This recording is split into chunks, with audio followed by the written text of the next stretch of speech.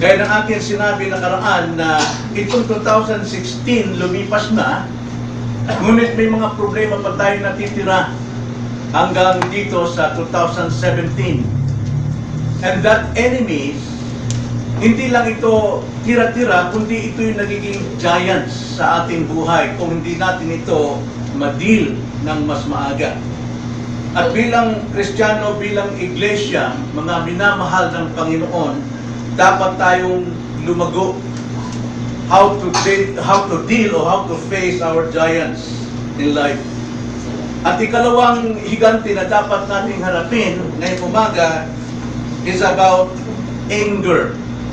Facing the giant of our anger, gaya na sinabi sa Ephesians 4:26. 2014, Terminal 3, kami pa uwi ni Mama patungong Leyte para ikasal yung kanyang kapatid na si Belen at si Edward. At sa terminal, nagkaroon ng maraming problema, maraming delays na mga flights dahil sa bagyo at unos. At buti na lamang kasama namin si Dad. Siya ang aming tagapagligtas ng time na yun dahil hindi ko alam paano kumarap sa airport yung mga tao roon. At napansin ko, lahat halos ng mga tao roon ay hindi mapalagay. Mukha nila ay talagang galit ang mga pasahero dahil may na-delay na isang araw na, may na-delay ng ilang oras na, wala pang flight o wala pang aeroplanong kanilang masakyan. At ang galit doon ay wala ng kontrol. Mabigat na magsalita yung mga tao. Kawawa naman yung mga stewardess, yung mga flight attendants na humarap sa kanila. Talagang hindi makontrol ang galit ng mga pasahero. Pero sa kabutihan pala, kami naman ay sabihan ng Panginoon hindi naman nagalit dahil meron kaming tagaharap. Si God. Alam niyo, galit ay isang napakasamang armas kung hindi ito makontrol. Galit ay nasa atin ito. Hindi natin ito may iwasan. Subalit, pwede itong makontrol. Sapagkat kung hindi ito makontrol, delikado ito sa ating buhay. Maring ito ay kasisira ng ating reputasyon, kasisira ng ating pamilya, kasisira ng ating community. Ang galit ay biglang bumubulwak. Hindi ito makontrol kung minsan. Tulad ito ng asido na kapag bumuho sa bakal, kinakain ang bakal. Anumang tibay ng bakal, kinakain ito. Sabi nga ni Benjamin Franklin sa kanyang sulat, sabi niya, ang galit kailanman ay hindi lumalabas ng walang dahilan. Ngunit, kung mayroon mang mabuting dahilan, wala rin kahit isa. So lahat po ng galit, lumalabas yan dahil wala pong mabuting dahilan. Kaya yan po ang dapat nating ingatan.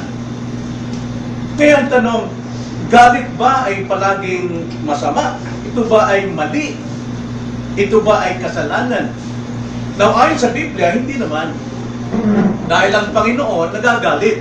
Pero ang ating Panginoon ay mabagal sa pagkagalit. At ang Biblia nagtuturo sa atin na dapat nating tularan ang ating Panginoon. Ang galit ng Diyos ay balanse. Nakabalance ito sa kanyang pag-ibig at ang kanyang kabanalan. Balanse ang galit ng Diyos. Na bago natin idepensa ang ating mga sariling galit, tignan natin ang mga halimbawa ng Diyos at ang mga katangian nito. Na gusto ko magbukas muna ng ilang mga talata bago tayo pumunta sa ating punto kung paano po natin ito makita yung katangian ng galit ng Diyos. Psalms 103 verse 8. Ang sabi po sa Psalms 103 verse 8,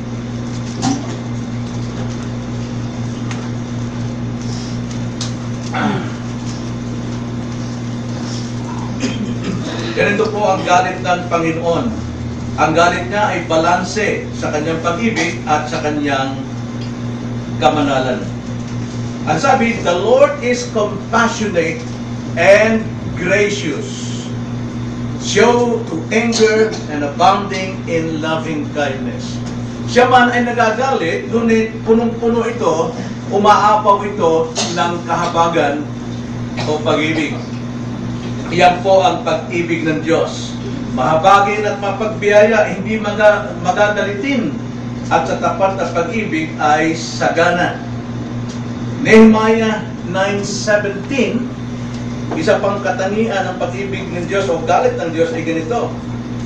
Ayaw nilang sumunod at hindi inaalala ang mga kababalaghan na iyong ginawa sa gitna nila, kundi naging matigas ang kanilang ulo at pumili ng isang pinuno upang bumalik sa kanilang pagkabiyag sa Ehipto. Ngunit ikaw ay Diyos na handang magpatawad, mapagpala at mahabagin, hindi magagalitin, sagana sa tapat ng pag-ibig at hindi mo sila pinababayaan. Ganun po ang pag-ibig ng Diyos. Siya man ay nagagalit pero hindi magagalitin. Iba yung galit kaysa sa magagalitin. Yung mga magagalitin, wala pong kontrol. Pero yung galit, dumarating, pero ang sabi ito, may kakambal na kabanalan at katuwiran. Nahum 1:3, isa pang katangian ng galit ng Diyos. Ang Panginoon ay banayad sa galit, ngunit may dakilang kapangyarihan with power. At sa anumang paraan ay hindi pawawalang sala ng Panginoon ang nagkasala. Ang kanyang daan ay sa ipo-ipo at sa bagyo, at ang mga ulap ay siyang alabok ng kanyang paa. Ang Diyos ay banayad. Banayad siya kung magalit. Mafe-feel mo yung love sa kanyang galit, pero hindi niya pinawawalang sala ang kasalanan. Meron itong pagdisiplina. So yun po yung katangian ng paggalit ng ating Panginoon. Now, may kasabihan na habang umaangat ang ating posisyon o ang ating katungkulan, mas higit kailangan makontrol ang iyong galit. Habang tumataas ang ating katayuan, dapat mas higit na nakukontrol ang ating galit. Pero sa atin, kabaliktaran ito. Dahil ang paniniwala natin, no, greater power, kung may mataas kang katungkulan, dapat may karapatan kang magalit. Di ba, karamihan sa mga boss, dahil amo sila, may karapatan silang bumulwak ng galit. Pero ang sabi ng Biblia, habang tumataas ang iyong posisyon, ang iyong katungkulan, dapat nakukontrol ang iyong galit. Now, tignan nyo ang sabi sa Proverbs, kung gaano po kasama ang magagalit o biglang galit. Proverbs 15:18. Proverbs 15:18. Ganito ang sabi. Ang mainiting tao ay nag-uudyok ng pagtatalo. Ang mainiting tao ay nag-uudyok ng pagtatalo, ngunit siyang makupad sa galit ay nagpapahupa ng gulo. Now, sa English po, ganitong pagkakasabi sa chapter 15, verse 18.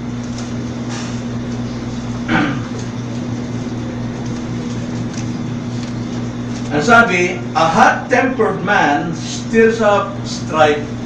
Ang isang daong taong mainit ng ulo, naghahamon ng away. No? Laging naghahamon ng away. Stir up strife, ang sabi dyan. But the slow to anger comes a dispute. Ito yung nagpapasundo, nagpapakalma ng anumang alitan. So, hindi po natin makikita yung kabutihan ng biglang galit. Ano? At Proverbs 16:32, ganito ang sabi, ang makupad sa pagkagalit ay mas mabuti kaysa makapangyarihan. Amo ka nga. Mataas na ang posisyon mo, pero may itin ang ulo mo. Mas mabuti pa yung empleyado mo na makupad sa pagkagalit. At ang sabi, at ang mamamahala sa kanyang diwa kaysa sumakop sa isang bayan. Conqueror ka man ng isang city, pero mainit ang ulo mo, magagalitin ka, talo ka pa nung taong makupad magalit, kahit yan ay katulong mo lang. Na isang aral sa atin ito, Proverbs 19:11. Proverbs 19:11.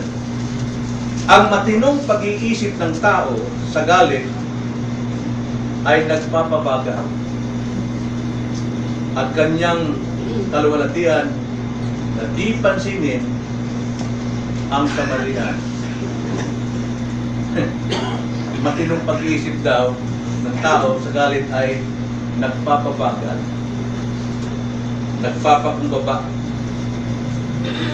Sa English po, ganito pagkakasabi, a man's discretion makes him slow to anger, and it is his glory to overlook a transgression. Mapagpasensya, no? Hindi niya pinapansin ano man yung kasalanan dahil siya ay talaga hindi miniti ng ulo. At isang matindi pa, Proverbs 25 verse 28, ganito ang pagkakasabi, siyang hindi nagpipigil ng kanyang sarili ay parang lungsod na winasak at walang pader na nalabing. Ito po ay isang malaking kasaysayan sa Israel. Ang sabi po sa English, like a city that is broken into all without walls is a man who has no control over his spirit.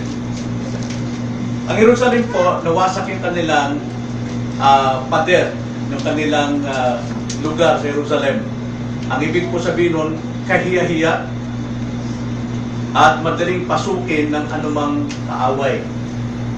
Ang isang tao daw magagalitin ay tulad ng isang bayan na walang pader, nakakahiya sa lahat ng tao at madaling pasukin ng anumang tukso ng kasalanan. So nakita natin, kumpara sa galit ng tao at kumpara ng galit ng Diyos, ay napakabuti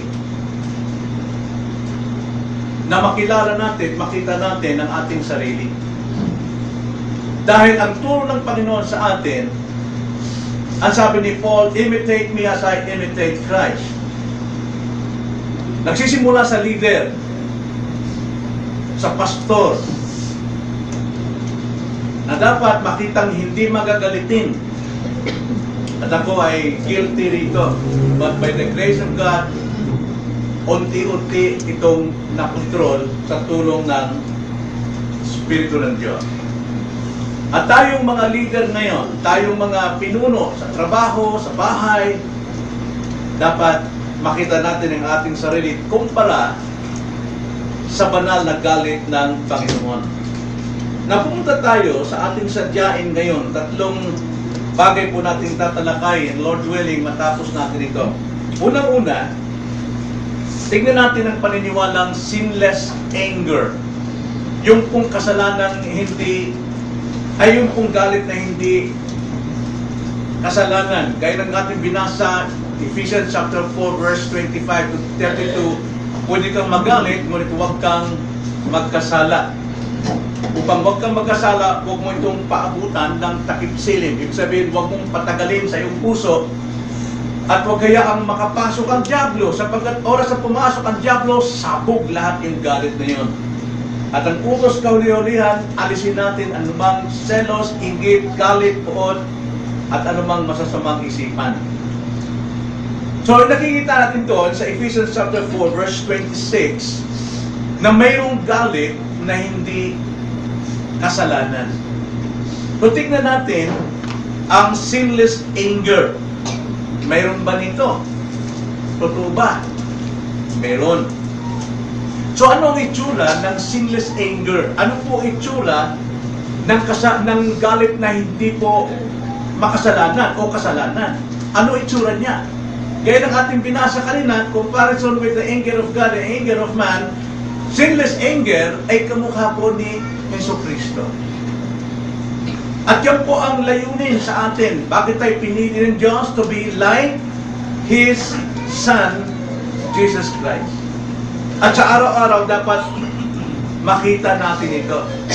Alam niyo po yung isang awitin, isang actually hymn, ay isang stanza, gusto ko lang parinig sa inyo. Ang sabi niya, make me a servant like you, O Lord.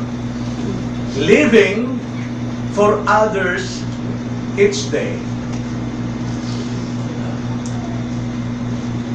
Ang sabi po ron, humble and meek, helping the weak, loving in all that I say. Napakaganda po yung awit na yun. Pero wala po yun sa ating hymn kasi it sounds pantao. Pero sabi doon, gawin mo akong lingkod katulad mo, O Panginoon. Namumuhay para sa iba araw-araw. Ang sabi, humble and meek, mapagpakumbaba at maamo, helping the weak, loving in all that I say.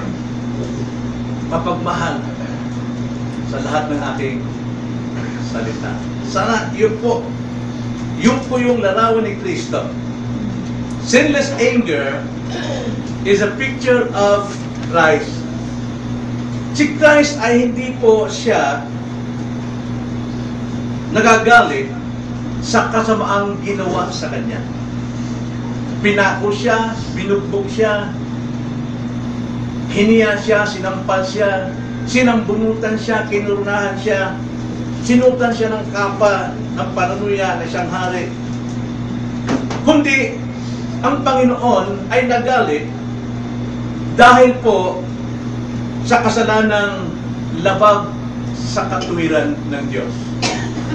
Kapag ka ang kaluwalhatian ng Diyos ang nilapastangan ng tao, doon po nagagalit si Jesus Christ. Alam nyo ba na ang templo ng Diyos sa panahon ni Jesus Christ, pinamumugaran ng mga negosyante? Andun lang ang usapan ng nakikita, kwarta, pera, andun yung money change, andun yung bilihan ng mga hayop. Kasi ang mga Hudyo noon, hindi sila makasamba sa God kung wala silang handog na hayop. Pero ang hayop na dapat na nilang ihandog ay dapat yung required. Lahat ng mga nanininda, mga Hudyo naninindahan na nagtitinda ng mga hayop, yun ang kailangan mo. Galing ka sa ibang malayong lugar, may dala kang kambing, pero sabihin ng mga pare, hindi yan pwede. Kailangan ibenta mo yan, pagkatapos bumili ka ng kambing na para sa tama. So nagkaroon po ng negosyo ngayon, ang naging commercial po ang pagsamba. Sa atin, hindi naman ganon. Pero meron usapan dito sa templo na hindi po bagay na dapat pag-usapan dahil ang nasa ating kalagitnaan ay ang Panginoon. Ano mang unholy things, worldly things, dapat hindi yan ang pinag-uusapan. Hindi tayo nagninegosyo rito sa loob. Ng mga ugali, ng mga...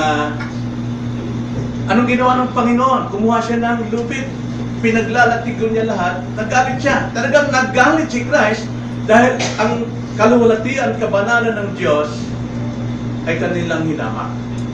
Pero lahat ng ginawa ng taong makasalanan sa Kanya, nung siya'y bugbugin, nung siya'y patayin, o ilibing, hindi siya nagalit. Ang sagot ni Jesucristo, 1 Peter chapter 2, verse 23, ang sabi dito, 1 Peter chapter 2, verse 23, nang siya'y alipustahin, please look up your Bible para makita ninyo na tama ang ating pinag-aaralan. Huwag kayo magtiwala sa inyong sarili lang mga mata at pandinig. Kasi ang ating batayan ay salita ng Diyos. So dapat dyan matuon ang iyong pananampalataya, hindi sa atin, kundi sa Bible. Ang sabi, Peter chapter 2, verse 23, nang siya'y alipustain, hindi siya gumanti. Nang siya'y magdusa, hindi siya nagbanta, kundi ipinagkatiwala ang kanyang sarili doon sa humahatol na may katarungan. Sinless anger is like Christ. Sa atin, makumusta lang kita, bakit wala ka nung ano? Ay, hindi, may ginagawa ko eh. Hindi yan kamukha ni Kristo, galit agad yan eh.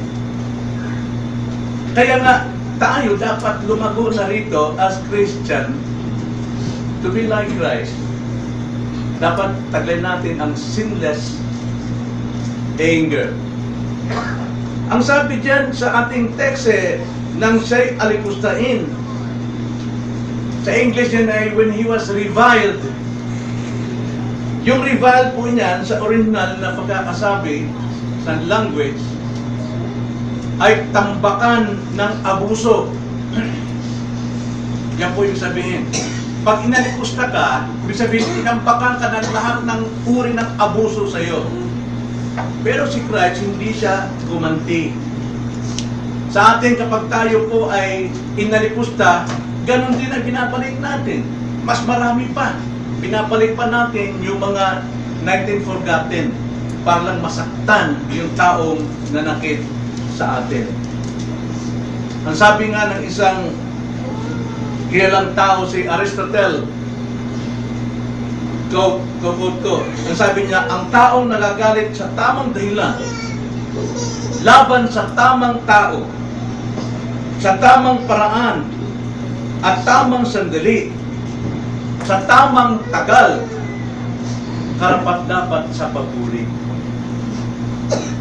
Ito ang pagpapayag ng buhay ni Kristo. Ang galit na kontrolado, pero lumalabas sa tamang panahon, sa tamang tagal, sa tamang tao. Ang sabi ni Aristotle, ito ang larawan ni Kristo. So yun po yung sinless anger. Dapat lumago tayo, mga kapatid. Sana makita ang ating pagbabago na hindi tayo tulad ng papaya. Ang papaya, kunting kudlit lang, luha agad yan. Maramdamin. Dahil makasarili. Full of pride. At yung karamihan, mayroong self-pity. Self-pity is not humility. Self-pity is pride. Abuse, pride. Pang-abusong pagmamaliit ng sarili. Kung maramdamin ka, madali kang mapundi pag na-review ka, hindi mo alam, galit ka nun. So, be careful na sana huwag lumabas yung makalaman na damdamin ito. Sinless anger ay hindi nag-aalaga ng hinanakit, ng bitterness. Yung galit, yung makalaman na galit, nagtatago ito ng hinanakit, nagtatago ito ng sama ng loob. Kung makiharap ito sa kapwa, pakupunwari, pero punong-puno siya ng galit. Ang sinless anger ay tulad ng isang campfire na walang apoy sa loob. Kapag patay na ang isang siga, pag pinatayan, kadalasan madalian ang pagpatay. Ang gagawin mo lang yan, tusukin mo lang ng, after a day siguro, tusukin mo lang ng konting stick yan. Muli nagbabago yan Uusap muli. At yan ay mag-aapoy. Ganun po ang galit na itinuturo ng Biblia na dapat iwasan. Ang sinless anger, hindi po nagtatago ng anumang bitterness sa puso. Pero kung meron, nag-aalaga tayo ng halimaw, madali yang sumiklab, hindi yan namamatay. Kaya nga sa ating text, sabi sa Ephesians 4:26, gusto ko lang balikan, magalit kayo ngunit huwag magkasala. Huwag hayaang lubugan ng araw ang inyong galit. Ano po ibig sabihin niyan? Let me paraphrase that. Magalit kayo, pero buhusan ninyo ng tubig hanggang kailaliman para wala natatagong apoy. magsunog kayo, magsiga kayo, pero pag pinatay niyan, buhusan ninyo, hindi lamang sa ibabaw, kundi sa pati ilalim, kalaykayan mo para walang matirang anumang apoy.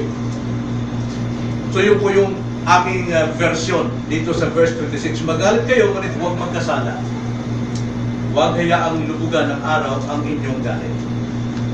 Ibig sabihin, pag ikay nagalit, ask for forgiveness, o di kaya makipag-deal ka sa tao na na-offend ka, then, pagkatapos nun, huwag ka nang magdala ng hinanakit o anumang bitterness. Huwag mo hayaang magkasala ka pa. Huwag hayaang lubugan ito ng araw. Alam niyo po yung bitterness, tulad yan sa isang ibon, nakapagmasin na ba kayo ng ibon na gumagawa ng pugat? Alam mo, pwede ka magpalipas ng oras manood ka lang, gumagawa ng pugat, masisiyang ka. Makita mo yung ibon, dalawa, may kanyang stick sa kanyang bibig, tapos pupunta sa sanga, lalagay isa ron. Mamaya babalik na naman, ito, lalagay yung pangalawa. Hanggang sa mabubuo yung nest. At mapapansin yung nest na hindi basta-basta masira. Pagka yan ay nakuha mo, hindi basta-basta masira yan. Mahusay ang pagkakagawa noong ibon. Ganon din ang nagtatanim ng sama ng loob. Matagal yan, unti-unti yan, hanggang sa nabubuo isang pugan ni Satanas. At kahit anong sira mo yan, hindi talaga masisira. Babalikan at babalikan yung mga 9-10 forgotten na sama ng loob. Even sa magkasawa, kailangan talaga pagka nagkaharap kayo at nagkahingihan kayo ng asking for forgiveness, apology, kailangan talaga kalaykayin ninyo, buhusan ninyo ng biyaya para wala nang natatagong apoy. Kasi oras na tinakpan nyo lang, nag-kiss lang kayo sa pisngi, kaya nagpunta kayo sa McDonald's, kumain kayo, masaya kayo pag-uwi, pero may apoy sa ilalim. Kaya kunting tusok lang yan ng mga nakakainis sa salita, bang! Lalabas na naman. Ungkat din naman yung nakaraan. Kasi walang nangyaring forgiveness. Makita lang ng konting retrato, sina! Wala na. Wala na. So, sinless anger, di nag-aalaga ng bitterness. At hindi lang yun, sinless anger ay may pakay. Ito ay mapakay. Ibig sabihin, may layunin. Laging may purpose ito. Ang galit na walang layunin is not rebuke. Kundi ito po yung pag-aanboroto. Nilalabas mo rin yung sama ng loob mo. Sometimes, sinasabi ito, nire-review ko lang siya, pag-ibig ko yun. Pero actually, yung pag-aalboroto mo ang lumalabas, hindi review. Dahil, walang pakay ang iyong pagre-review. Gaya ng na-share ko kanina tungkol kay Christ, talaga naggalit siya sa temple dahil sa layunin. Let God's house or my Father's house be a house of prayer. Inabuso nila. Eh kung kayo naman, ano ba tayo, na-review tayo dahil mayroon tayong usapan, may tawanan kayo, may ingay kayo dyan. Alam niyo, dapat maghiwalay yung may ingay, no? Kasi walang purpose yan At di mo maalis, may mga galit talaga ng mga kapatid because they're jealous sa Panginoon. Ayaw nila ng usapang di tama, alakakan, nakakakan. Let the house of God be a house of prayer. At hindi mo masisisi. Pagka kayo kapag sabihan, okay, may ingay. Ang sasagot ninyo, nagalit kayo. Ibang galit yun. Hindi tamang galit yun. Walang purpose. Si Jesus Christ nagalit siya dahil may layunin. Linisin ng bahay ng Diyos. Hindi ito kinimkim ni Jesus Christ. Hindi bagay na kinimkim. Kundi ang layunin niya ay kontrolin at linisin ang tahanan ng Diyos. Ibig sabihin, may control. pwedeng i-control. So yun ang katangian ng sinless anger. Then thirdly, mga babala, warning against anger. Ito yung pag-uli natin. Medyo mahaba-haba ito. So, konting tiis lang. Galit po na hindi kinalulugan ng Diyos ay paulit-ulit na paalala sa buong Biblia. Paulit-ulit niya ito. Dahil ang mga tao ng Diyos hindi pa marunong mag-control. Hindi naman sinasabing huwag kayo magalit. Pero ang sabi ng Panginoon, utos niya, magalit kayo, pero huwag kang magkasala. Pero may mga galit, ang nangyari sa mga tao ng Diyos ay talagang galit na malisya. Walang kabanalan, walang katwiran, walang layunin. Colossus 3:8. Ganito po ang pagkakasabi.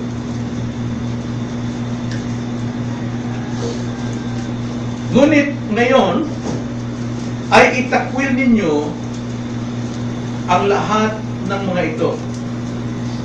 Ano yun? Unang-una po dyan yung galit eh. Pag naalis yung galit, walang puot. Pero pag hindi naalis ang galit, may puot. Kaya ang sabi, lahat ng mga ito, galit, puot, masamang pag-iisip. Kita nyo? Tingnan yung progression. Simula sa galit, may puot. At dahil may puot, ito na, masamang pag-iisip na. Nag-iisip ka ng masama. At dahil masamang pag-iisip, andyan na yung panlalait. Pagkatapos ng panlalait, maruruming pananalita mula sa inyong bibig. Bigat, ano? But now, you also, tinutukoy dito ni Paul ay ang mga Kristiyano, put them all aside. Anger, wrath, malice, slander, and abusive speech from your mouth. Alisin talaga. Pag sinabi pong alisin, hindi na hulagan na wala na talaga. So, alisin talaga. Meaning to say, alisin nyo, huwag nyo gamitin. Kadalasan, yung galit natin, binabali lang natin. Hindi natin inaalis. Binabali lang natin, pero totoo, lalo itong lumalala. Maring ito ay sa panlabas ay tahimik, ngunit halimaw sa loob. Now, sa panahon ng Panginoon, mayroong mga stage play. At ginagamit ng Panginoon yun sa stage play. Mga aktong nagdadrama. Yung isang artista doon, pwede siyang magmaskara ng anim na mukha. Kaya tawag sa artist, totoo yan, kung simula sa Griego, original word na hypocrites. Ang artista po ay hipokrito. Hypocrites, ang sabi niya sa Griego.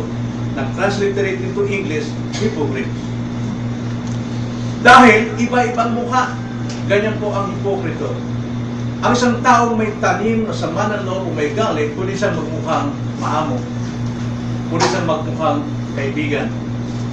Kundi siyang magmukhang tumutulong sa iyo. Kundi siyang magmukhang nakikiramay sa iyo. But in reality, there is halimaw sa kanyang loob. James 1:19-20. James 1:19-20. Ang sabi ni James sa mga Kristiyano, unawain ninyo ito, minamahal kong mga kapatid. Ang bawat tao ay dapat na maging mabilis sa pakikinig, marahan sa pagsasalita, mabagal sa pagkagalit. Sapagkat ang galit ng tao ay hindi gumagawa ng katwiran ng Diyos. Now, meron pong anger na ipinapahintulot ng Diyos. Pero binigay niya in comparison. Ang sabi sa una, sa 19, unuhan niyo ito. Ang dapat bawat isa ay maging mabilis sa pakikinig, marahan sa pagsasalita at mabagal sa pagagalit. Yun po ang sinless anger. Bakit niya sinabi yun? In comparison, dahil sapagkat ang galit ng tao hindi gumagawa ng katwiran ng Diyos. Pagpabigla-bigla ang galit natin, walang layunin, talagang nag-umapaw yung galit mo, hindi ang gumagawa ng katwiran ng Diyos. Now, tignan natin, paano na ipapakita ng tao kapag siya'y galit? Anong kadalasang mapapansin natin sa taong galit? Marami tayong sinyalis makikita, no? Masimangot, okay? Patabog kung magsalita. O nga, andyan mo yun eh. Ganyan. Ay naku, naman. Sinabi ko kayo kanina. Hindi ka nangikinig. Ano na? Malumanay siya pero nanginginig yung labi. Pero ang totoong reaksyon ng isang taong may galit, ang number one makikita mo, kung hindi siya nagsasalita, lumalayo siya. Umiiwas siya. Right? Yung iba na pupunta sa luneta, nalalak siguro sa luneta. Sino daw?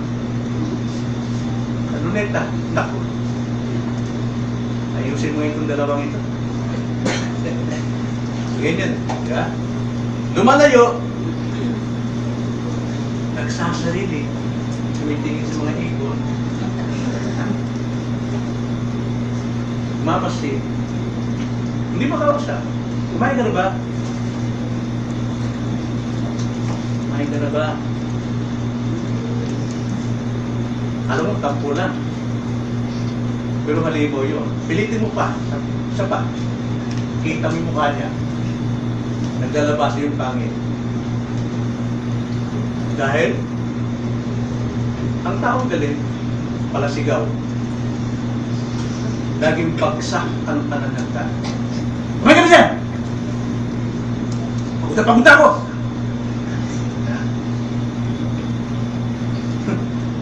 Ba't nang kabisado ko yun? Ba't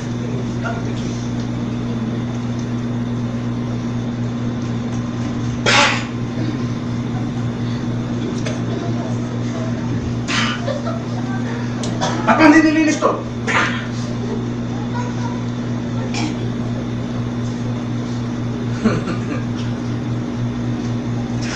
Identify ba yung sarili natin? Minsan lumalabas yung pagkapakyaw. Pagkapakyaw, lumalabas eh. Lahat naman ito ay mali. Paglayo o pag-iwas makausap, hindi solusyon sa problema. Ang pananahimik, hindi yan solusyon. Ang sabi nga nila, mas maiging tumahimik para matigil. Pero para kang nagpatay ng siga na natili ang apoy. Konting tusok yan, ang konting problema. Hindi yung sabi sa Ephesians 4:31. Ephesians 4:31, ang sabi po rito, lahat ng galit, lahat ng pait, bitterness, pait, galit, tuod, pag-aaway, at paninirang puri ay inyong alisin, pati lahat ng kasama. Hindi po sinabi dyan na kontrolin, kundi ang sabi alisin. Lahat po ng masamang galit, puod, pananaghili, paninirang puri, chismosa, no? Yung pagsasalitang talikuran, alisin. Hindi sinabing kontrolin. Alisin. May nagsasabi, ano pastor? Para sa akin talaga, kailangan lapas ko lahat ng galit ko para lumapas lahat. Pagkatapos, wala ka. Tama ba yun, Gusto? O sige, papaliwanag ko sa'yo ang bagay na yan. Kunwari, kumuha ka isang tao, lagay mo niya sa pader, sa kwarto. Patayo sa pader, sabihin mo, huwag kang tumilog dyan. May tao sa pader. Kumuha ka ng baril, baril mo ka dyan, bang, bang, bang, bang. Kahit saan. Pero nasa labas ka, no? Sila na sa kwarto, bang, bang. Hindi naman siya tinamaan, tanungin mo, ano? Ano pakiramdam mo? Takot ka ba? Hindi naman kasabing takot, may nanginginig talaga. Ganun din yung pag ikaw sigaw ng sigaw, panak ito pa.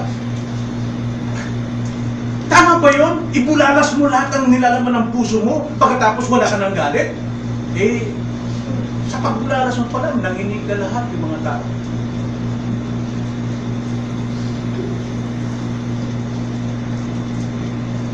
Pero huwag tayong tumigil dyan. Meron po tayong 10 minutes para ating alamin ang mga sandata laban sa galit.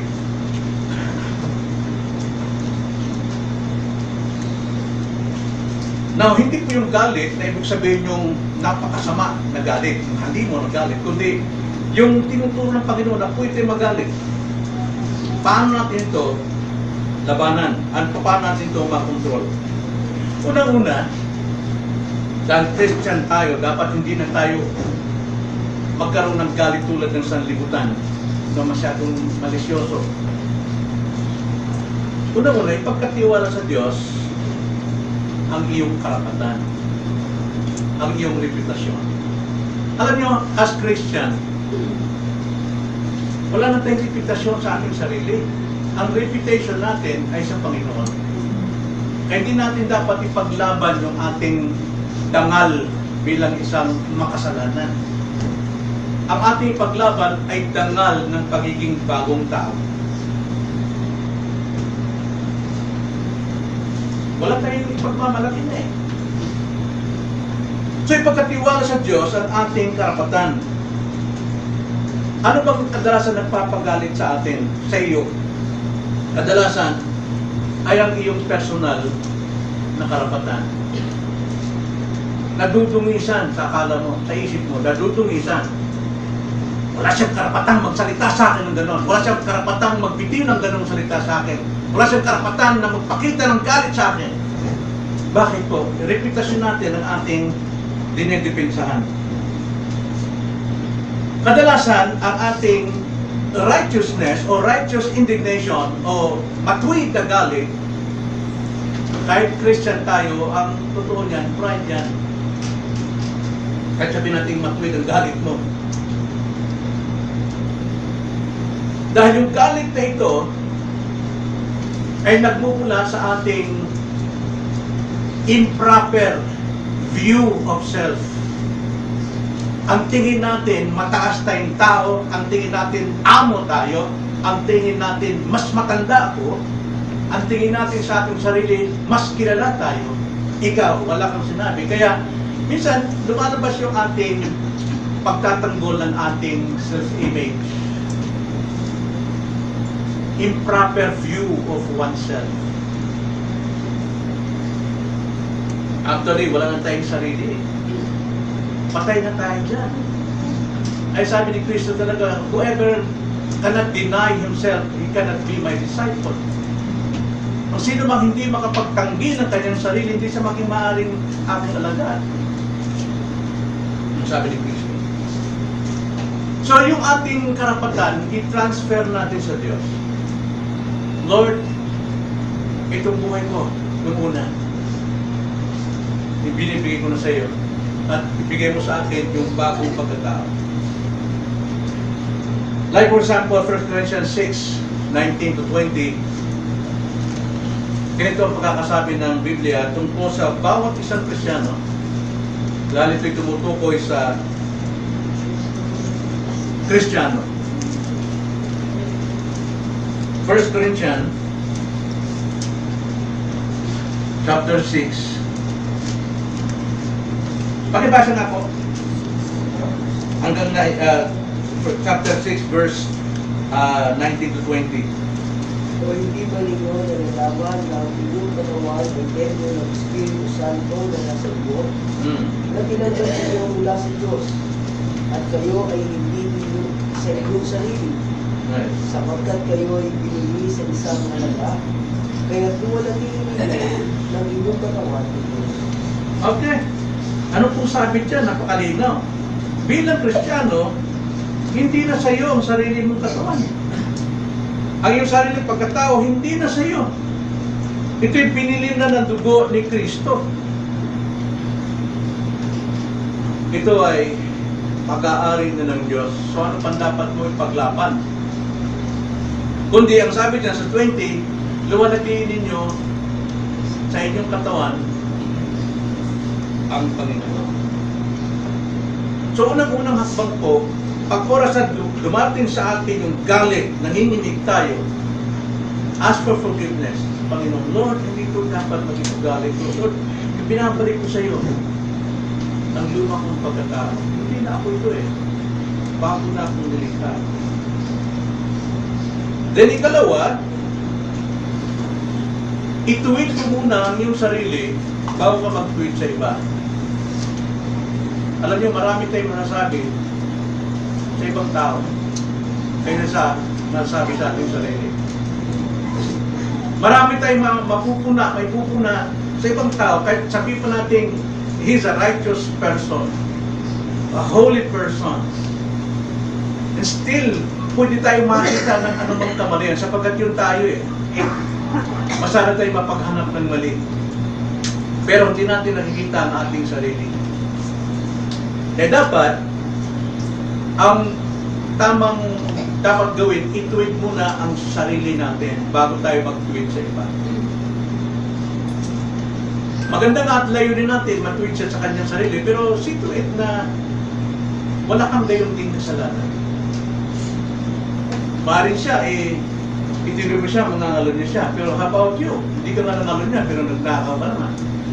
Hindi ka nagbalik ng sukli. Marami tayong may babalik sa ating sarili. Kaya nga, isang finger doon sa tao, pero napakaraming pabalik sa atin para nagutan sa Panginoon. Matthew 7, verse 3 to 5. Ganito ang sabi, bakit mo nakikita ang puwing na nasa mata ng iyong kapatid, ngunit hindi mo pinapansin ang troso na nasa iyong sariling mata? Nakakatawa ang Panginoon dito eh. Para nakita siya na isang tao na mayroong sinabit na troso sa kanyang mukha, no? Buhat-buhat niya ito, troso. Kita ng Panginoon. Tapos, nakasalubing kapatid niya, "Uy, kapatid, may puwing ka." No? Nakita niya yung puwing ng kanyang kapatid, pero dala-dala niya napakalig troso. Hirap na siya ron. "Kapatid, ika, alisin ko muna yung puwing mo." Sabi ng Panginoon, bakit mo nakikita ang puwing na nasa mata ng iyong kapatid, ngunit hindi mo pinapansin ang troso na nasa iyong sariling mata? Ganun yung problema natin. Masyado tayong makapansin ng mali ng iba, pero hindi natin nakikita ang ating sarili. Hirap na hirap ka na sa kapintasan mo. 4. Kung paano mong nasasabi sa iyong kapatid, kaya mong alisin ko ang puwing ng iyong mata, samantalang mayroong troso sa iyong sariling mata. Ikaw na artista. Sabi niya, mapagkunwari, artista, ha? Upokritis. Ikaw na artista, alisin mo muna ang troso sa iyong sariling mata, nang magkagayon, makakakita ka ng malinaw upang maalis mo ang puwing sa mata ng iyong kapatid. Kailangan po natin ng ating kapwa kapatid ang pagtutweet sa kanilang sarili. Kulang din sila sa kanilang sarili. Pero, tsakin lang natin na wala din silang makita laban sa iyo. Kailangan nilang tulong. Kailangan natin silang tulungan. Pero tulungan mo muna yung sarili na may tweet ang iyong kamalian. Kadalasan, sinisisi natin ang galit sa iba. Imposible ito. Alam niyo, kung ano man ang masabi nila sa atin, nagbalik, lumalabas lang yun dahil yun ang galing sa iyong puso. kung artista tayo na pumupunan sa iba, ang babalik talaga sa iyo nun, artista rin. Ang magtutulong sa iyo. Walang ibang tao makapagpapagalit sa iyo maliban kung wala tayong galit sa ating puso. Mark chapter 7 verse 21. Itong tandaan natin mga kapatid. Sapagkat mula sa loob, mula sa puso ng tao, lumalabas ang masasamang pag-iisip, pakikapit, pagnanakaw, pagpaslan. Ano mang masamang lumalabas sa ating labi, yun ang bantay natin sapagkat yun ang nagmumula sa ating puso. Kahit na tayo Kristiyano na, yun ang problema. So, ikalawang hakbang, una, pagkatiwala mo sa Panginoon, ipagpalit mo. Ipagkatiwala mo sa Diyos ang iyong karapatan.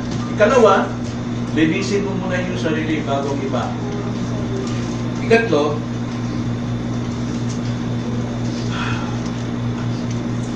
ito mahirap na parte dahil minsan mali ang gamit. Ilabas muna, so kumaw yung pride at ang iyong servitude sa tamang paraan. Ilabas ang iyong pride. Pero hindi ganitong paraan. Alam, pastor, tinamaan ako doon sa akin at mensahe yun. Pero yung mga kasama ko, matitigas ang ulo talaga eh. Nilalabas mo yung pagpapakababa, pero totoo nun, itinutuwid mo, tinataas mo yung sarili na kinukumpara mo sa iba.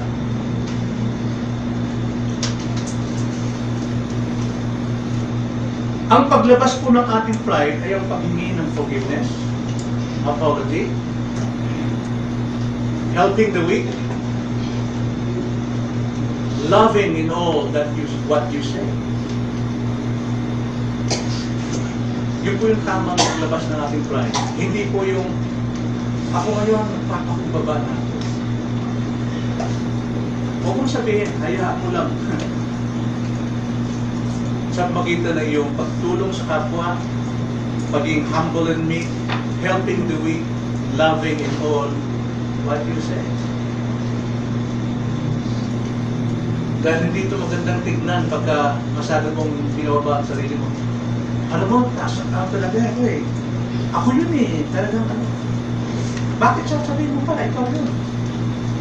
Hayaan mo ang Diyos at ikaw ang mag-usap nun. Nakita niyo ba yun? Marami pong ganun Kristiyano na Pastor, bless na bless yung message. Sa akin talaga yun. Takot talaga yun. Parang namasal ka na naman sa kusina namin, Pastor. Parang nakapitbahay ka na naman. Bakit mo nalaman yung Pastor? Yung ear mo nandun sa tinig ng Diyos, pero mata mo nandun sa mata, nasa paningin sa Pastor. Why not accept na pakinggan mong tinig ng Diyos, you're looking at God? Yun ang humility. Yun ang paglabas ng totoong pride natin, pag-amin. Pang-apat, mga kapatid, bantayan ninyo. Bantayan ninyo ang pinto na kadalasang binubuksan ng iyong galit. Ano mga avenue? Ano yung daan na dinadaanan ng galit mo na kadalasang bumubulala sa iyo? Ano yung mga pinto? Ibig sabihin, ano yung mga dahilan? Ano yung mga kahinaan mo na kadalasan doon ka nagagalit kapag yun ay bumubukas sa iyo?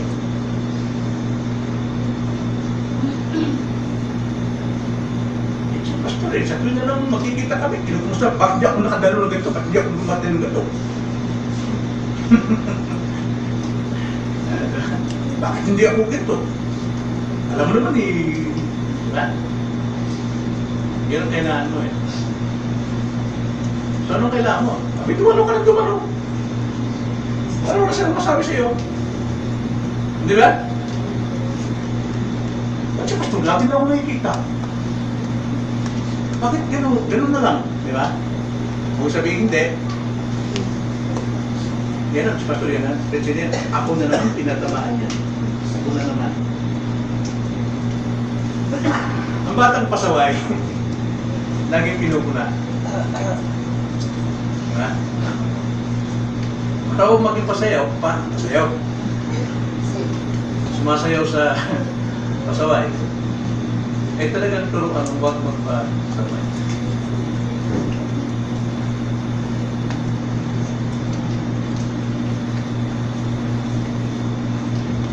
Aliwin mo ang iyong sarili na ayusin ng Diyos ang iyong problema. Doon ka laging magalak. Panginoon, itong kay na. Ayusin niyo ito. Bigyan mo ko ng wisdom paano ko simulan. Hindi ang Diyos mag-aayos sa iyo dahil binigyan na ng Diyos ng new heart and new spirit. Ang kailangan natin, daan, paano natin gagawin. Anong dapat natin gawin? Nasabi ng Romans 12:17-21, huwag ninyong gantihan ang sino man ng masama sa masama. Isipin ninyo ang mga bagay na kapuri-puri sa harapan ng lahat ng mga tao. Kung maaari, hanggang sa inyong makakaya, ay makipamuhay kayo ng mapayapa sa lahat ng mga tao. Mga minamahal, huwag ninyong ipaghiganti ang inyong sarili, kundi ipabaya ninyo iyon sa galit ng Diyos, sapagkat nasusulat, akin ang paghiganti, ako ang gaganti, sabi ng Panginoon. Kaya kung ang iyong kaaway ay magutom, pakanin mo. Kung siya'y mauhaw, painumin mo. Sapagkat sa paggawa mo ng ganito, ay mga baga ng apoy ang ibubulton mo sa kanyang apoy. Huwag kang padaig sa masama, kundi daigin mo ng mabuti ang masama. Kung ang kaaway mo ay nagugutom, anong sabi? Pakainin mo. Kung ang kaaway mo ay nauuhaw, painumin mo. Dahil sa ginawa mo ito, nagbubulton ka ng baga sa ulo niya. Huwag kayong padaig sa masama. Ano yung sabihin mo? Ibig sabihin, ano man ang ginagawa ng iyong kapwa, ganti mo palagi ng mabuti. Mabuting pananalita, hindi panunumpa, hindi pinagalaban ang karapatan. Dahil sa ganitong paraan, binubuntunan mo ng baga ang kanyang ulo. Yan po ay salitang makalarawang salita sa panahon ni Pablo. Dahil ang mga tao noong araw na mga mayabang at mga makasalanan, nilalagyan ng baga sa ulo. Kahiya-hiya siya makita sa harapan ng tao. Eh, tao niya, mayabang niya. Kaya may baga, dulok-dulok niya, maghapon niya. Ibig sabihin, pag ginawa mo ng mabuti yung kapwa, hinihiya mo siya sa kanyang kasamaan. Matututo siyang magpakumbaba at gumawa ng mabuti sa ito. Na isang mama, sa fast food lane, ano yung drive-thru. May isang babae na una, pero mayroong isang mama na kapapasok pa lamang, maluwag pa, pumasok na rito. So, nasingitan yung babae. Hindi naman sinasadya ng mama dahil malayo pa yung babae, hindi naman mabante. So, yung babae na bukas na pito. Nagalit siya. Tapos lumabas pa, nagmuna. Nagalit talaga. Eh, habang nakapila, sabi ng mama, nagalit yung mga, hindi ko sinadya na nandiyan pala siya. So, talagang ganyan ang kamay. Paano sinasabi? Eh, pagdating ng order na, taga ng pila, sa bayaran, di ba, order yan eh, bago magbabayad. Pagdating sa bayaran, sabi ng lalaki, Miss, pakiusap ko lang, yung in-order ng babae yun, kwentahin mo nga, mabayaran mo.